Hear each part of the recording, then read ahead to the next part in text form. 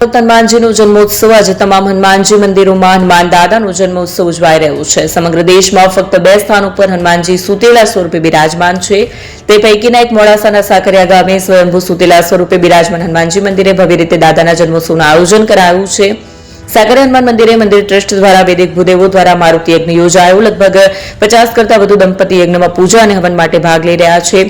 પાંડવકાળના આ સ્વયંભૂ ભીડભંજન હનુમાનજીના અનેક પરચા જોવા મળ્યા છે। સાકરિયા જેવું જ સુતેલા સ્વરૂપ અલ્હાબાદમાં હનુમાનજીનું સ્વરૂપ આવેલું છે। આજના દિવસે વહેલી સવારથી ભક્તોની ભીડ જામી।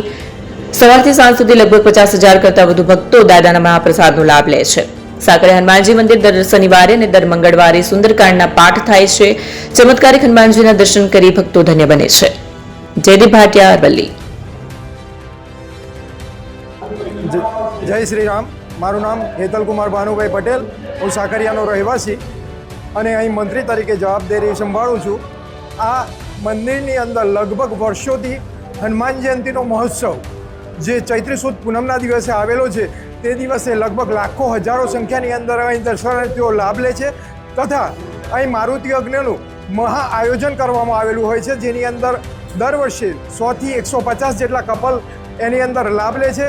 સાંજે મહાપ્રસાદનું આયોજન કરવામાં આવે, જેમાં 50,000થી 1 લાખ જેટલા વ્યક્તિઓ મહાપ્રસાદ લે છે।